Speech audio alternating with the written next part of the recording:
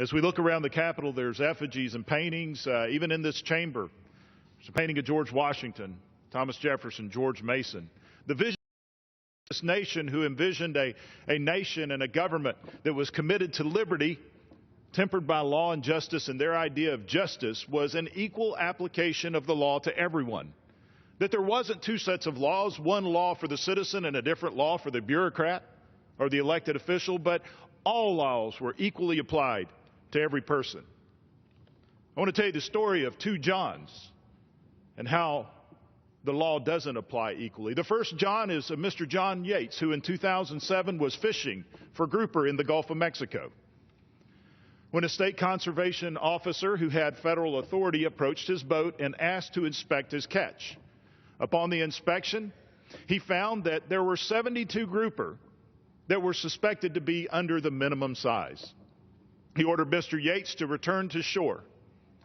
Now, Mr. Yates understood that this was not a serious crime. It was actually a civil action, and he could face a fine or he could lose his fishing license, a license issued by the government that he made his living with. But Mr. Yates made a mistake. He made a bad decision because he ordered those suspected fish to be thrown back into the water. It was a mistake.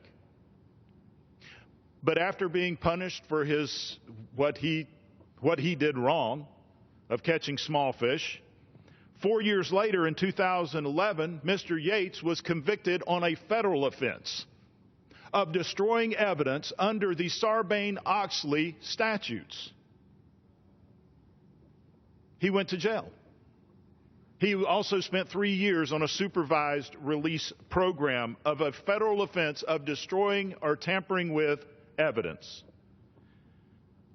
When the government wants to seek justice upon a citizen, there are over 4,500 criminal statutes and an endless number of regulations that can be enforced criminally, that they can find a way to punish you for a deed, regardless of how minor or major it was. But that doesn't always apply to the government itself. The same year that John Yates was sent to jail for destroying small fish,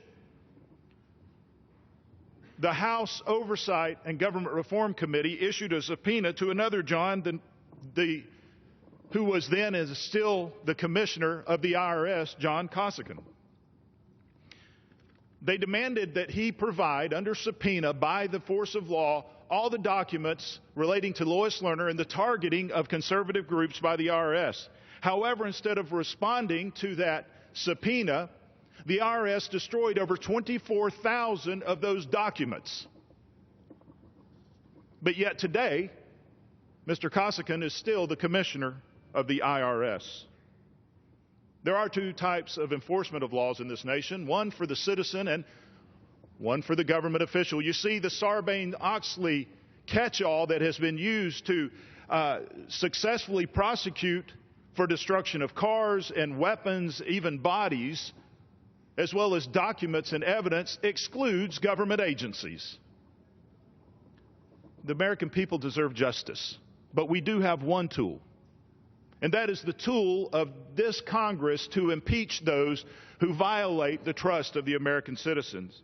Mr. Speaker, I have co-sponsored with the chairman of the House Oversight and Government Reform Committee, House Resolution 494, which would bring the Commissioner of the IRS before this body on charges of impeachment for violating the trust of the American people. Mr. Speaker, I ask that that resolution be brought forward and be brought forward this House for a vote so that justice will be served and we can restore the confidence of the American people that there is one definition of justice in this nation, and that is equal application of the law to everyone. Mr. Speaker, I yield back the balance of my time. Gentleman from Georgia yields back the balance of his time. The gentleman from Pennsylvania, Mr. Thompson, is recognized.